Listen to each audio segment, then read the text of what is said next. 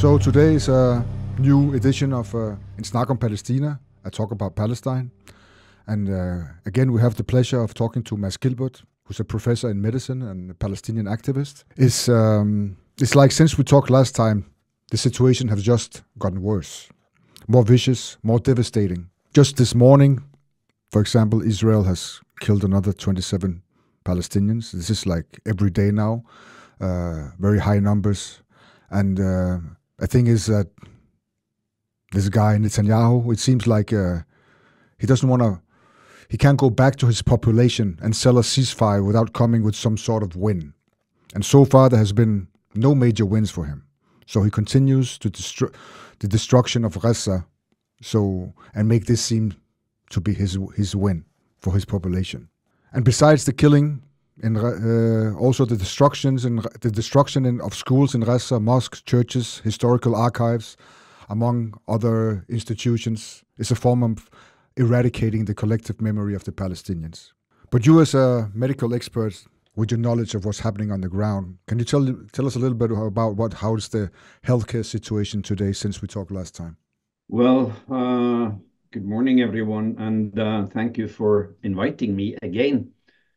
It is almost impossible to describe in words what the people of Gaza, the Palestinian people of Gaza, are getting through now, are forced to go through.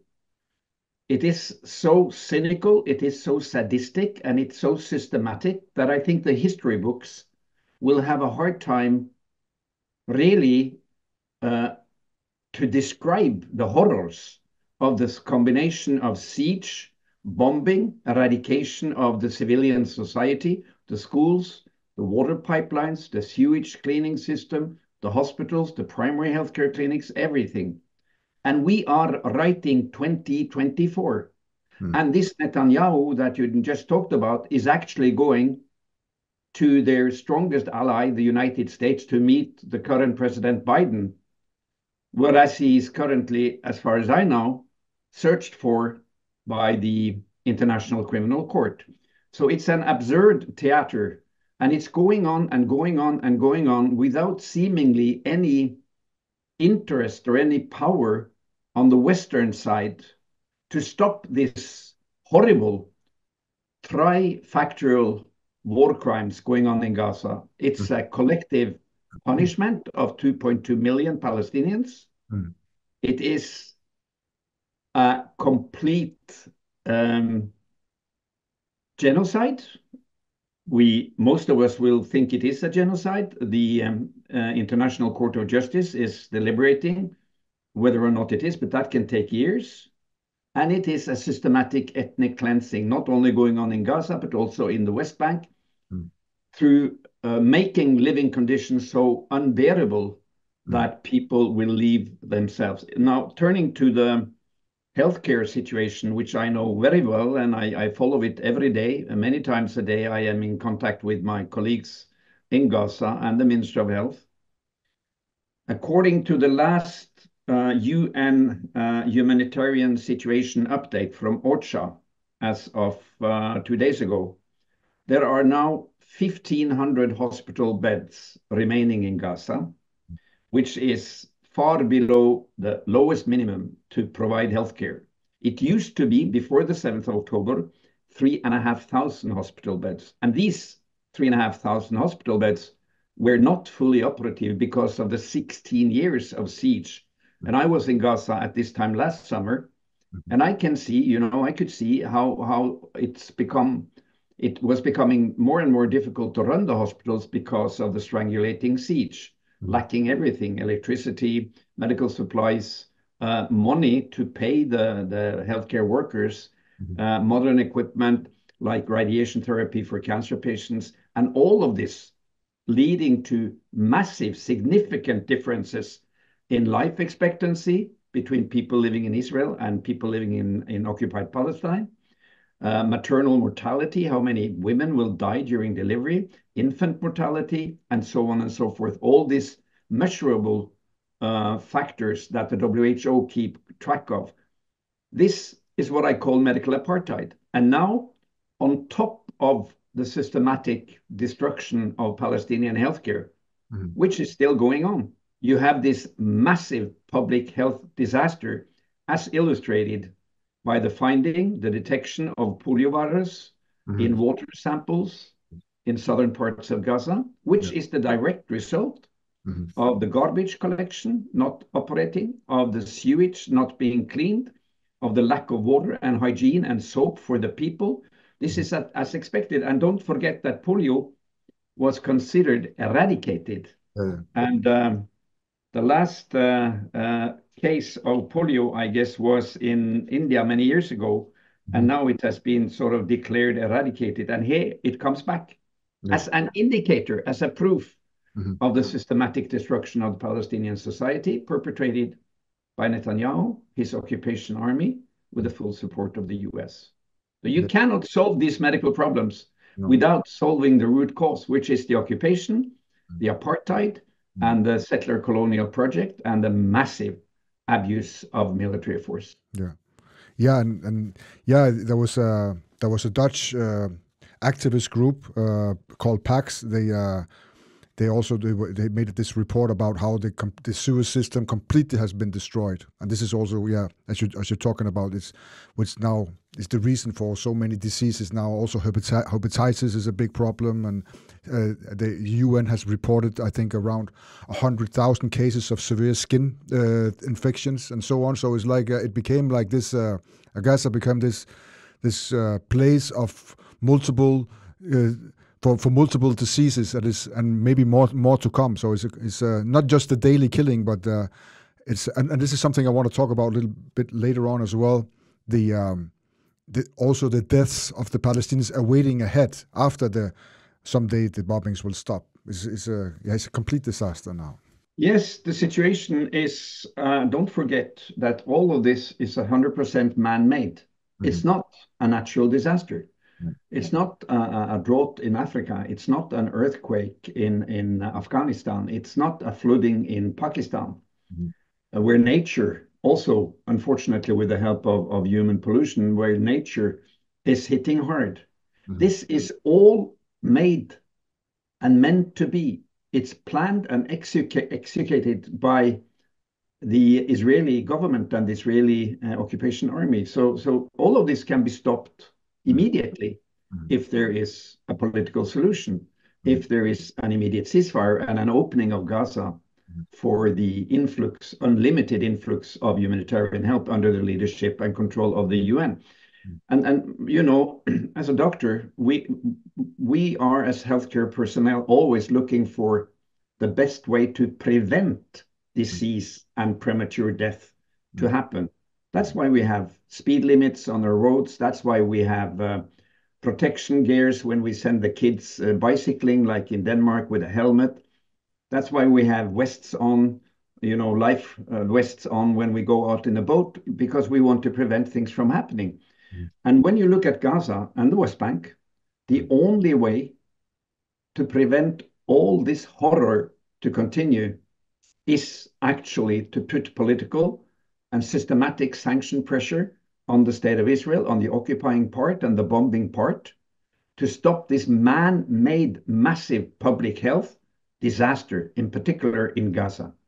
And all the diseases that you mentioned, the skin infections, the hepatitis, the upper airway infections, the premature deliveries, and now the poliovirus, are all the expected results of the lack of water, the lack of hygiene and soap and toilets, the lack of food, and the lack of fuel and electrical power to run the pumps that is going to clean the sewage and to operate the solid waste garbage collecting trucks. When I was in Gaza last summer, it was also hot. Now it's very hot. It's above 30 degrees.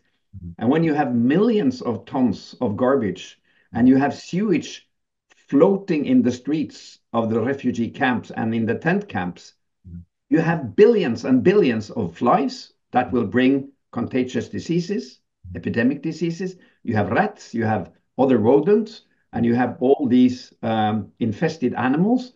And when 2.2 million people are crammed together in this situation, it is not even a ticking bomb. It's an exploding bomb of infectious deadly diseases, which will hit the population even harder because they are already starved from the siege. They are dehydrated from the lack of clean water. So their immune system is already weakened by the state of Israel with the support of the US. And listen to this.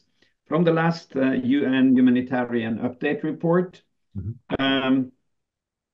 they take as an example that in the Deir Bala, one of the Deir Bala UN schools, which is used as a shelter, there are 14,000 refugees in that school, and they have 25 toilets. Try to imagine Roskilde Festival. Try to imagine 14,000 people, or half of them are children, and maybe almost all of them have diarrhea. And you have 25 toilets.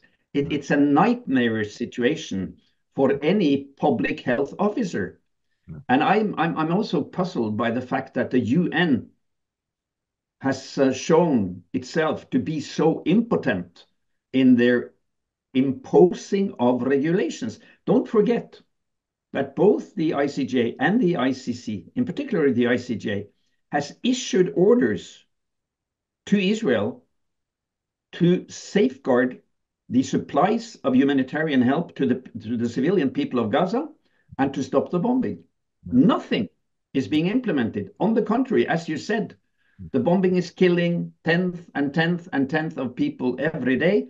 And during the last days, 16th to 17th of July and the 15th to the 18th, in the period 15th to 18th of July, just a few days ago, 184 Palestinians were killed and 362 were wounded. And these 362 need medical treatment, many of them in hospital, for amputations, for burns, for multiple injuries. And the hospitals are completely overwhelmed. And as I said, only 1,500 hospital beds for 2.2 million people. It is completely insufficient. And the Palestinian healthcare workers are working around the clock to try to serve their people. The ones that's left that the Israelis did not kill. Well, yeah, to that point, you're right. And it's more than 500 who have been killed and hundreds have been detained. And we've learned that many of them, when they came back 10 days ago, they told the world about horrible torture in the Israeli concentration camps. Not much attention paid to that in the mainstream media. But again, there are thousands of Palestinian healthcare workers in the medical system in Gaza. The problem is that the Minister of Health do not have funding to give them a reasonable pay. Many of them have had maybe $600, $700, $800 since last October. And the prices in Gaza are skyrocketing because of the limited supplies. So the healthcare workers in Gaza, the doctors, the nurses, the paramedics, the medical students, the nursing students, and so on, they keep this system going. It's a misunderstanding in the Western media, again, that it's only these foreign medical teams and the field hospitals that is now the backbone of the medical system in Gaza. That's not true. No. It is still the Palestinian proper healthcare system. Important assistance, yes, from the NGOs. But the most important thing now is not to import more short-term medical teams to Gaza. It is to repair, reopen, and restart the Palestinian hospitals and the Palestinian primary healthcare, and to get funding in so that these important healthcare workers who knows the system, who knows the population, who knows the language, who knows the culture and the pattern of disease and communicable diseases, not at least, that they can have the full-fledged responsibility and to rebuild the Palestinian healthcare system in Gaza. Don't forget that they have managed to reopen parts of Shifa. They have reopened parts of Nasser Hospital. They have reopened parts of the Indonesian hospital. And they managed to keep the Al-Aqsa hospital going in the south and also Gaza European, despite all this hardship.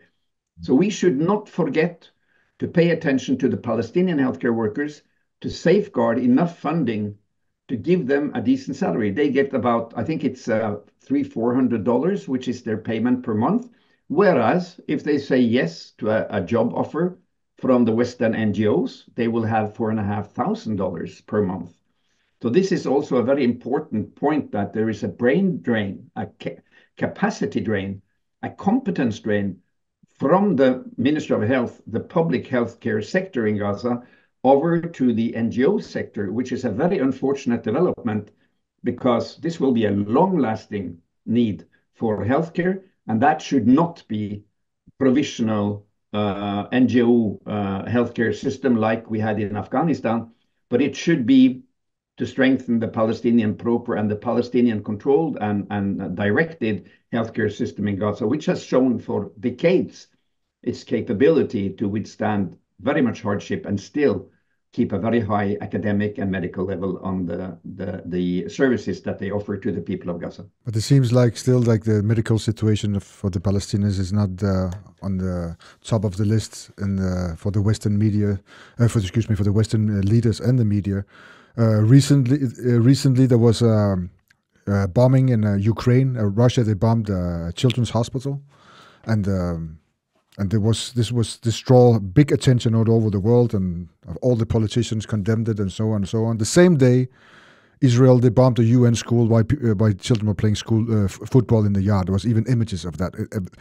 The moment it happened, completely silence. And this was the same day. So the hypocrisy is so one-to-one for everyone to see. We also have, just in Gaza, just as an example, the Nusayrat camp in the middle of the Gaza Strip has been attacked 63 times in 1 week. 63 times in 1 week. They attacked the refugee camp.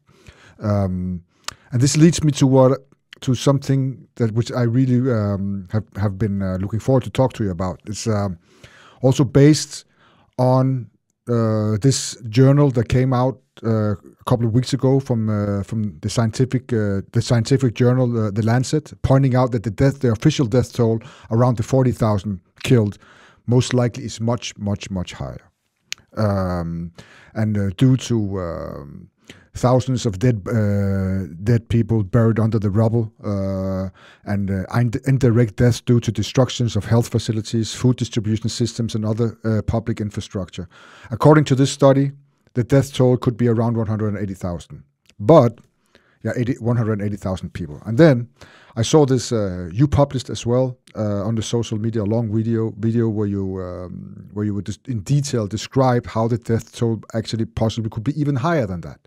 And you were talking about between 200,000 and 1,500,000 possible deaths. Can you please, could you care to explain a little bit more about this, what you were talking about in that video as well? Absolutely. And the paper we are going to discuss now is this one from the scientific journal, which is called The Lancet. And the paper is entitled, as you just mentioned, it's entitled Counting the Dead in Gaza, Difficult but Essential. And it was published online on July 5th. I know this journal well.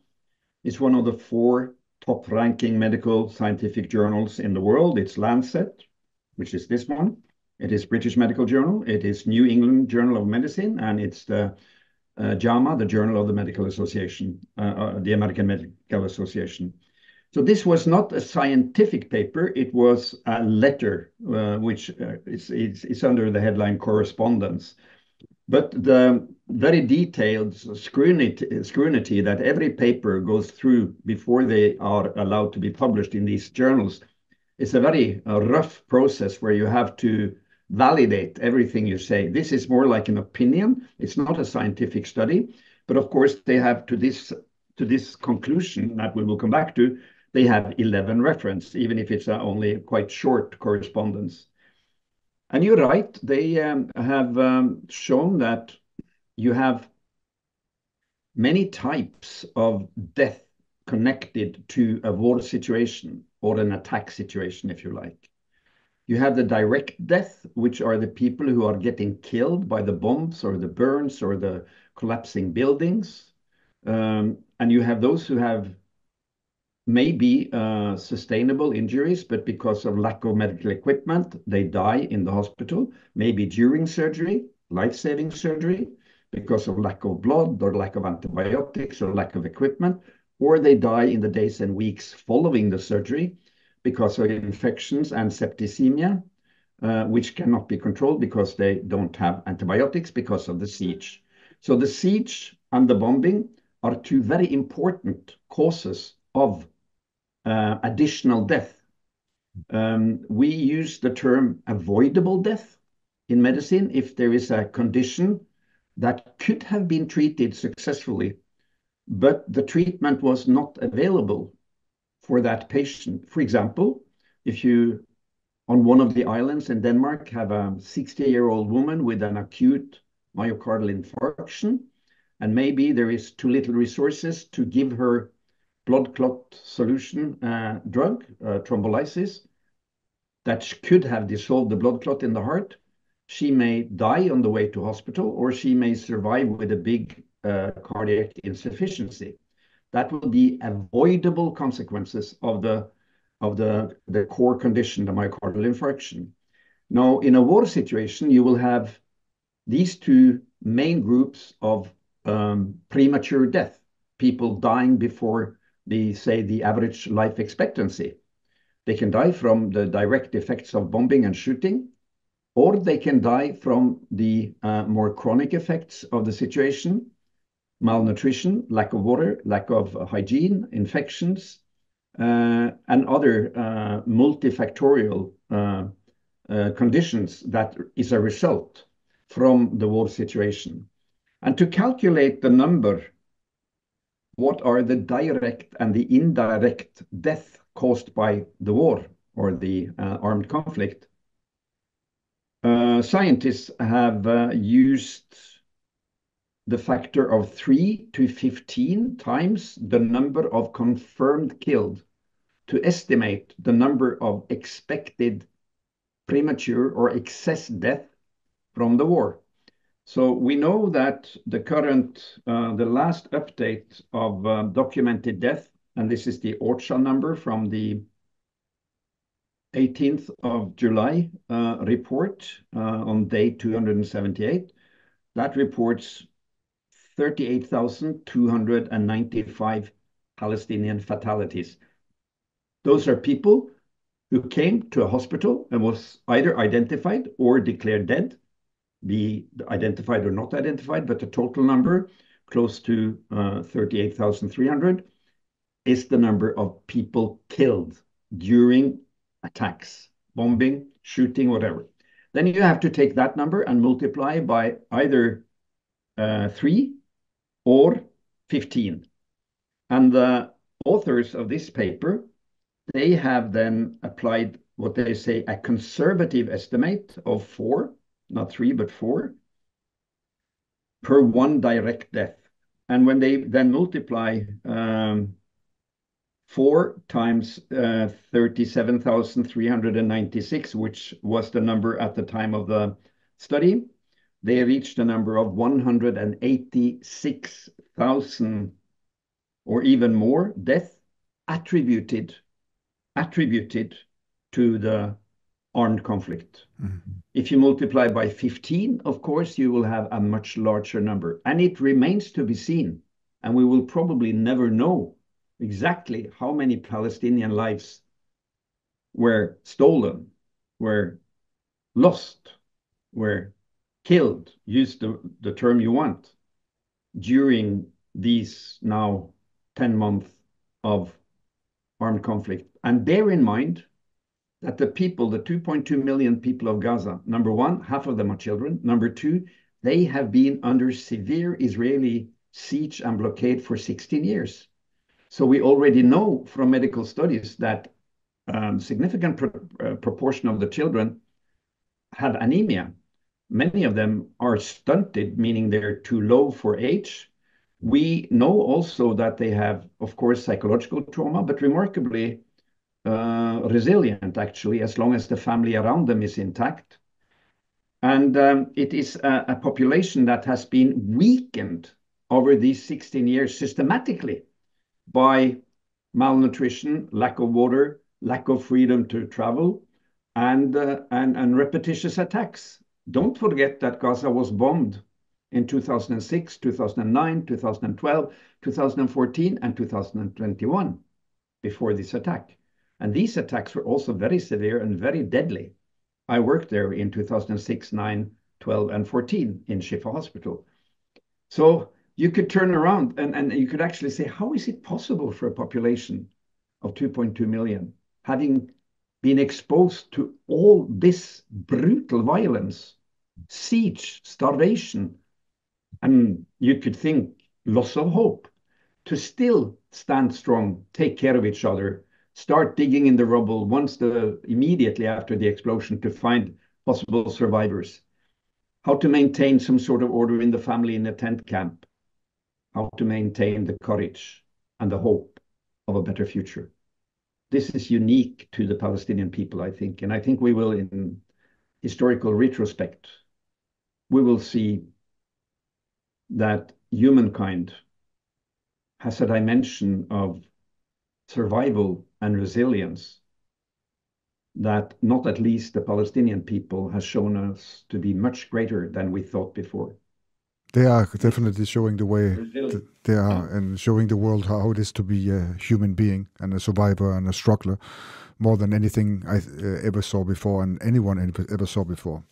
But just to go back a little bit to the subject, is I'm thinking that, let's say worst case scenario, around 500,000 people maybe have died. This is the worst case scenario. This is the higher number. But if you go after the high number and we say even after the bombing have stopped, and also a reason why the way they count the deaths, this system has also been broken down because the Israelis have destroyed all the medical systems where now they're counting the deaths by hand. I think, isn't that true? Most of the deaths they're counted in, so because the system has been broken down by the Israelis.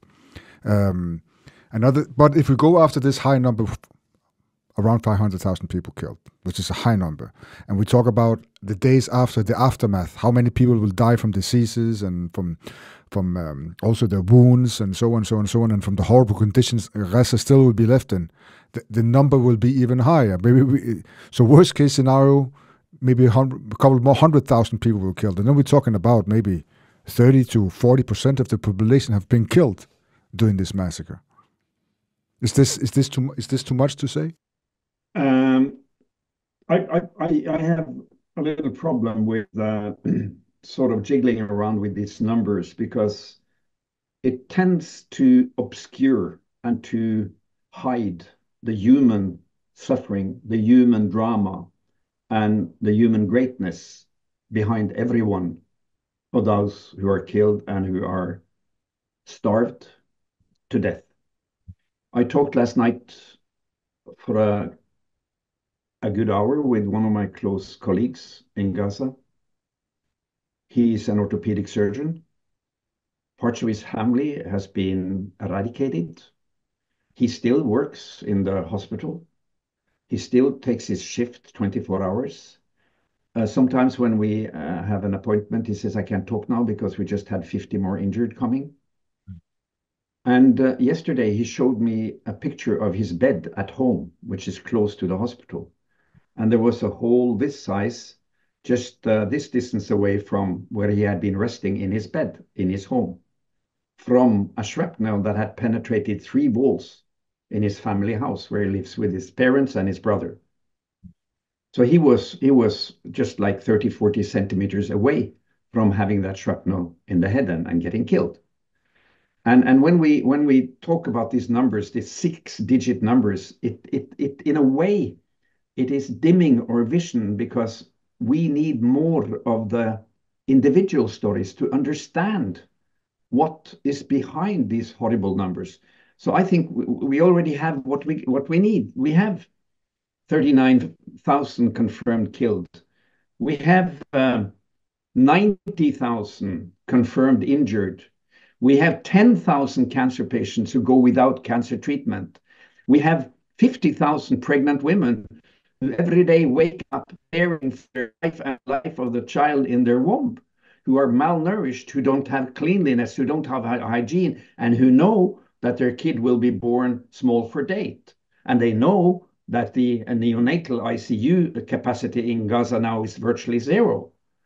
So you have so much of the daily consequences of the Israeli attacks and the siege, that we should concentrate on understanding and conveying and telling these human stories to prevent that this situation becomes normalized.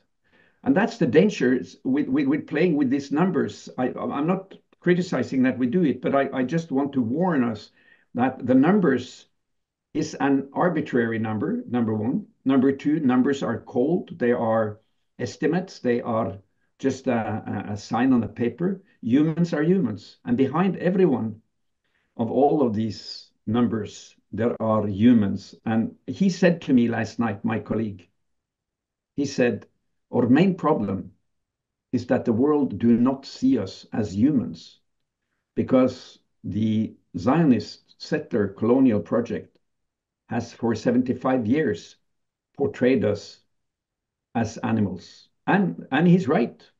I remember Sharon, who was the Minister of Defense during the attack on Beirut in 1982. I was in Beirut in 1982, and I saw the horror of the bombing of Beirut. He called the Palestinians the insects. We know that they are described by religious leaders in the army as worms that you need to kill. Not only the mother worm, but you need to kill all the children worm. I wrote about this in one of the books I've written about Gaza. So there is a constant dehumanization of the Palestinian as a people. And my friend, my colleague, he said, the reason, to my understanding, he said, that we are being treated like this and that the world allows, the Western world allows Israel to treat us like this, is that we are not seen as humans. Because if we were seen as humans, like the European, like the US citizens, like the white Canadians, or anybody else, like the people of the United Kingdom, they would not have allowed Israel to treat us in this way for not only 75 years or 16 years of siege, or now 10 months of horrible attacks. So there are some very deep moral questions connected to using these numbers. I agree with everything you say about the double moral and the double standards with regards to Ukraine and the global south. I totally agree. But I think it's urgently important now that we bring forward the true stories of true human beings in Gaza, how they are killed, how they are starved, how they are diseased to death, and how they struggle to survive with their bravery, with their courage, and with their dignity. Because Gaza is really the hotspot of human dignity and greatness now, the way that they manage to carry these horrible burdens that they are put under by the Western world through the Israeli occupation and attacks. So yes, we need to know the numbers, and yes, the current numbers are probably underestimated, the total cost. And so is the world. The world is the world of the powers, and now we're going towards a situation where might is right and not right is right, and that is the jungle.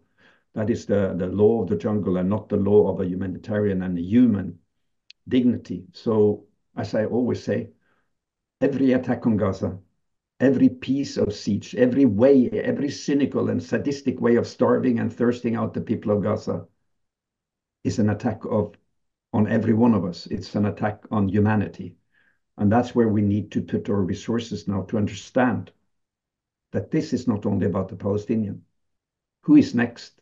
If this atrocity, if this cynical mass killing is allowed to continue, who will be next? Will it be Denmark? Will it be Norway? Will it be Lebanon? Will it be Iran? I don't know.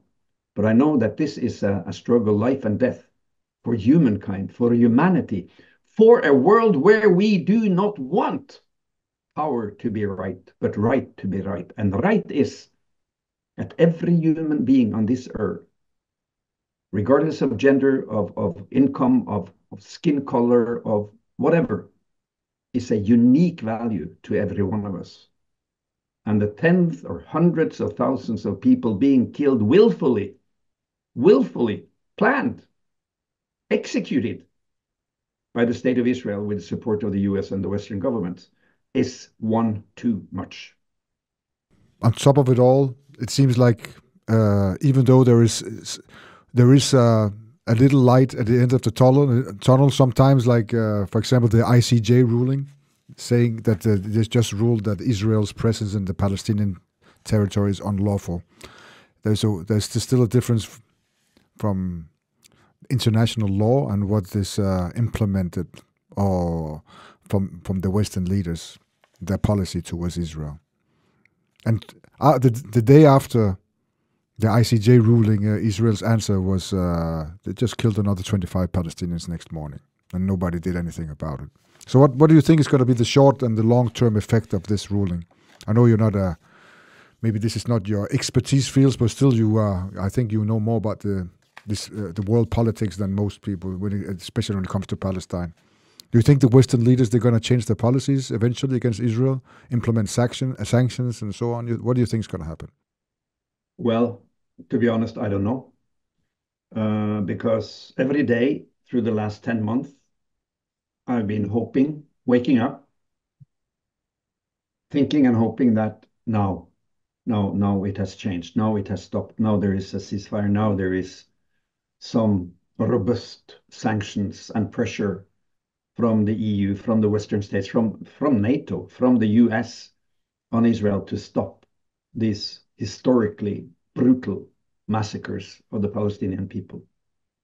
And it hasn't happened. And Israel has, if anything, the Israeli government and the Israeli occupation army has shown us in full daylight on the television screens every night that they don't care about any international rules, any international ruling, any international votes in our, global society as expressed by the UN General Assembly and the UN Security Council. They couldn't care less. And this is the scary thing. So I have stopped hoping for sort of a disciplined reaction, a sensible state responsible reaction from Netanyahu and his racist fascist government to all these votes and all these decisions taken by the General Assembly, Security Council, ICJ, ICC. It's shredding off, as we say in Norwegian, like water on the goose. They don't care. They just use it to confirm their unique position, that nobody understands them and everyone who's against them is an anti-Semite, which is, of course, taking the whole Holocaust captive or hostage. It is taking all Jews Holocausts captive or hostage. So yeah. in a sense, I am not too hopeful. I think that the Israeli government is still enjoying too much support from the US and the West to stop their massacres. They will not stop at anything but Eretz Israel, the land of Israel, which is, as they say, I've said, and the Zionists have said that for years and years, from the river to the sea. And that's the flag of Israel. It's the two blue lines from the river to the Mediterranean, and with the Zionist state of Israel in between. So their plan is obvious. It has nothing to do with security or defending your country. It is to expand Israel, to reach the river, and to get rid of the Palestinian people. Yeah, ironically enough, the day before the ICJ ruling, the Israeli parliament, they passed a bill rejecting Palestinian statehood. And so it means that along with trashing the idea of Palestinian state, and also here goes the so-called two-state solutions, the cliché formula that is beloved by most of the Western politicians. So even this reality seems to be completely useless, or this fake reality. So what options are there really left when they don't want a two-state solutions? Either there's going to be more apartheid and genocide, and if they don't succeed, eventually some kind of one state will eventually be the result. What do you think is going to happen? Well, first of all, I think that these decisions will be in the hand of the Palestinian people in Gaza, in the West Bank, in Israel, and in the diaspora. The Palestinian people is a great people, and they have the right, just like the Norwegian and the Danish people, to decide for themselves how they want their future to be. Yeah. None of us who have followed the Palestinian struggle have ever believed in the Oslo Accord, which was a betrayal and a stab in the back for the Palestinians, or in the PA construction or the two-state solution. It is a completely dead horse. Of course it is. It's only a Trojan horse to maintain the colonization and the expansion of the Israeli settler colonial project. So what will the future be? I don't know. I am not a state scientist. I'm a medical doctor and a medical scientist. But I know for sure that the root cause of all the medical problems we see and all the ill health and all the premature avoidable death we see in Gaza and in the West Bank, and also in the very bad living conditions in many of the refugee camps in Lebanon, in Syria, in Jordan, has one root cause, and it is the occupation and the colonization of Palestine. So that root cause has to be solved and eradicated. So the occupation has to end, and then there must be some political solution that is in accordance with the will of the Palestinian people. If it's going to be a one-state solution, as many liberal and radical Israelis and Jews will actually argue for, it has to be a one-state solution which also the Palestinian people can accept.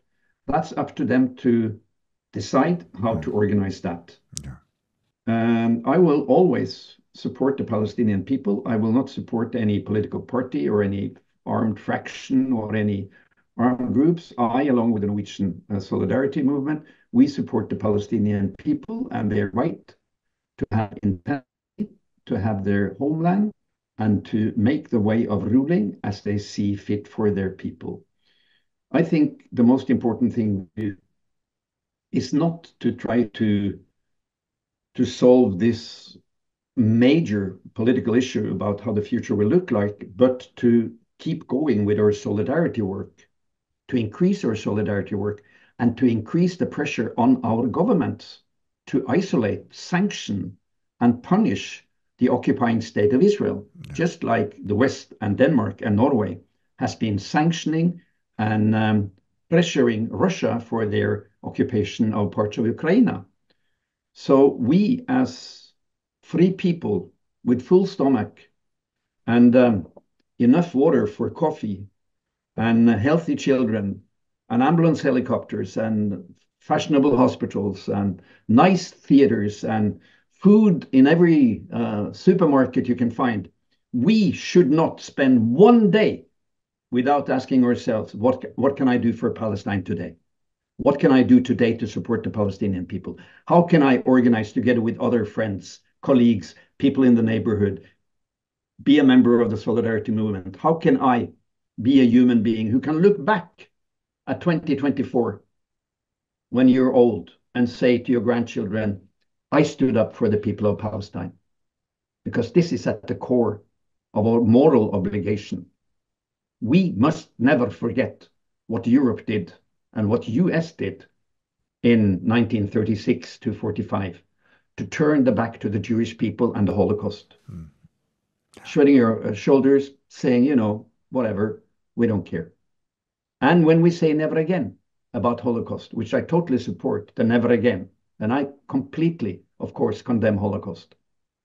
When we say never again, when we say that, it is never again for all people on earth, also the Palestinian people.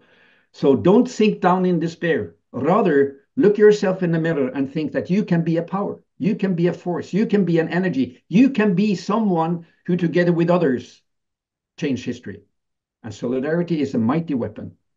It's not an act of charity. It's an act of common goals for people fighting for the same values on different grounds. And the Palestinian people of Gaza and in the West Bank are actually fighting the big struggle for humanity now. And our duty is to find practical ways to support them. And all the small drops is hollowing the stone. And we've seen worldwide how this massive solidarity with the Palestinian people has grown day by day. We are fighting in Norway to have the Norwegian oil fund, the pension fund, divest from Israeli stocks. We are fighting for boycott of Israel. And in Denmark, you can do the same. And I know you do the same. And several pension funds in Denmark have indeed divested from Israel. So our duty is not to despair. It is to learn from the Palestinian people and to stand tall in the fight for humanity, freedom, equality for all people. That's our duty. And if we don't, if we will not succeed in solving this matter with all the activism and pushing the politicians and also the international law, if it will not have an effect, and the situation will still be status quo, you know, like Israel now acting like the masters of the Middle East, almost the masters of the universe. They are bombing in Gaza, of course, in Syria, in Lebanon, and now also in Yemen. And they act like they can do anything they want with everybody. And it's like the way they're dealing with everyone is also based on the backing, of course, Europe and United States. But what I think is going to happen eventually, one day they're gonna run out of luck. This will happen eventually, maybe not in our lifetime, but it will happen. And I believe it's going to happen in our lifetime, actually. This stubborn backing of Israel will not last forever. Nothing ever lasts forever. And so they practically bombed every country in the Middle East except from Saudi Arabia plus the other oil countries. But one day, when the luck runs out, they're going to eat them alive. There's 500 million Arabs around Israel.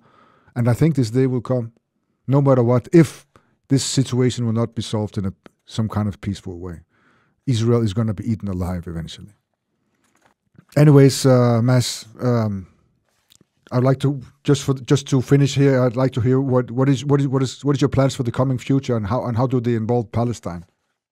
My plans is, as I just said, to wake up every day and ask myself, what can I do for Palestine today? Yeah, I know it can feel small. It can feel a bit hopeless, but if we surrender to a feeling of hopelessness, they have won. If we give up our solidarity work, they have won. The colonizers, the occupiers, the fighter jets, the Merkava tanks, the starvation, the brutal siege will win. Because if we give up, then there is absolutely no limits to what they can do. So I will continue my solidarity work. I will do as much as I can, and I will continue to enjoy and cherish the freedom I have as a Norwegian citizen. And never forget that our freedom came through armed struggle against occupation. We were occupied by Denmark for 400 years, Norway. We were occupied by the Germans for 5 years. We threw the Germans out through armed resistance and popular resistance, just as they are fighting now in Gaza. And I don't feel ashamed to be happy about living in an open democracy where human rights is prevailing. There are limits and there are weaknesses, and we try to solve them and fight against all the evil of capitalism and the evil of trying to destroy the welfare state. That's an important struggle too. But I will use the energy I get from living as a free person in a free country to invest that in solidarity work. And I urge all of you, don't give up, learn from the Palestinians, stand tall, and do what you can. Action speak louder than words. Be a practical solidarity activist in Denmark, and that will change the future. I agree. Yeah, I think it's some days it's very hard. Some days everything feels meaningless almost. But I agree with you completely. Even the day where you don't see the light, you have to get up and continue whatever you do, because everything has in the future, in the broadest prospect, it will matter eventually. So even the hopeless days, we have to continue what we're doing every day. So with those wise words from you, I'll say thank you again. And it was a really big pleasure for you wanting to come back to our little Danish show here. And I hope we can talk again. Unfortunately, I think we're going to have the chance again, because the thing is not going to end tomorrow. Thank you very much for having me. Shukran iktir. Kuluna Gaza hatta Nasser. And I look forward to we all can meet in a free Palestine, in Ramallah or in Tulkarem or in Khan Yunis, or in Gaza City, or in Deir Bala, and have a nice cup of tea and have a nice discussion and talk about the past, and looking forward to a free and dignified future for the Palestinian people, just as we have ourselves. Shukran كتير. Inshallah, inshallah. So if I don't see you before, see you in Palestine. Yeah. See you in Palestine. Bukra Palestine.